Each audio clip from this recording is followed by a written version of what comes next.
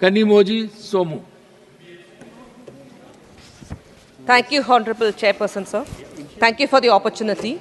Sir, as a member from the medical fraternity, I would like to express my views on some pertinent issues on the healthcare and investment. Sir, first, the budget allocation for 24-25. The Honorable Finance Minister has allocated 90,958.63 crore to the Union Health Ministry, which is too low for a country with a huge population of 140 crores. A paltry amount of rupees 3,301 crores to the Health Research Department, sir. The Indian Council for Medical Research, ICMR, is the premier research institute, conducting researches on various issues pertaining to diseases.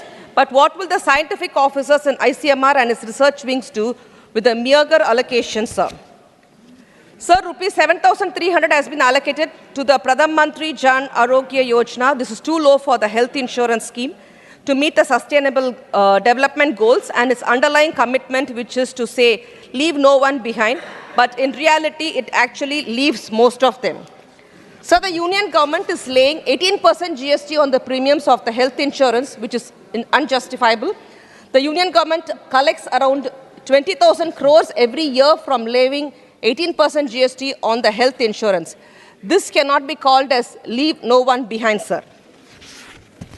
Sir, in providing medical insurance, there is a huge problem. The big difference between the cost of surgeries between the government hospitals and the empaneled private hospitals. The union government should form cost evaluation committee to fix the optimum cost of surgeries and the maximum entitled amount that the insurance companies provide to empaneled hospitals for performing surgeries to insured patients. Otherwise, the insurance companies reject the amount claimed by the hospital, sir. Sir, on GST, I would like to urge the union government to withdraw GST on medical insurance and all the life-saving medicines and OTs and laboratory equipment, sir.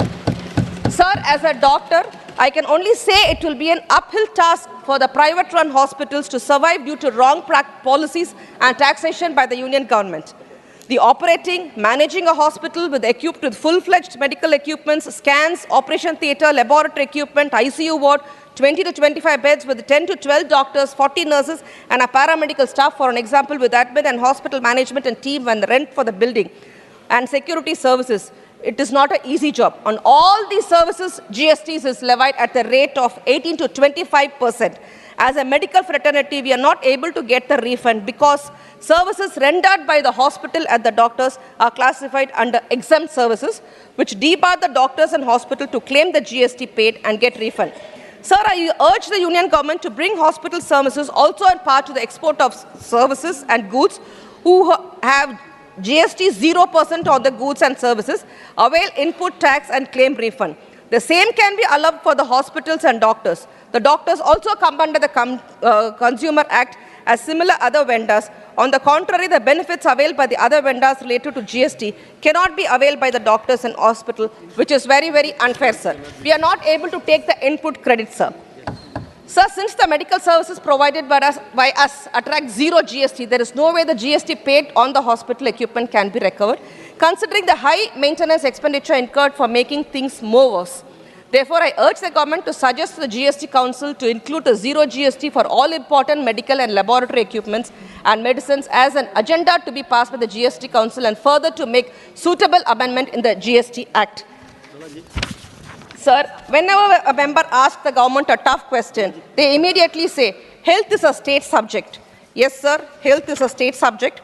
But when it comes to on decisions and other things, according to Section 51 of the National Medical Code Act, every state government may, for the purpose of addressing or promoting primary healthcare in rural area, take necessary measures to enhance the capacity of healthcare professionals.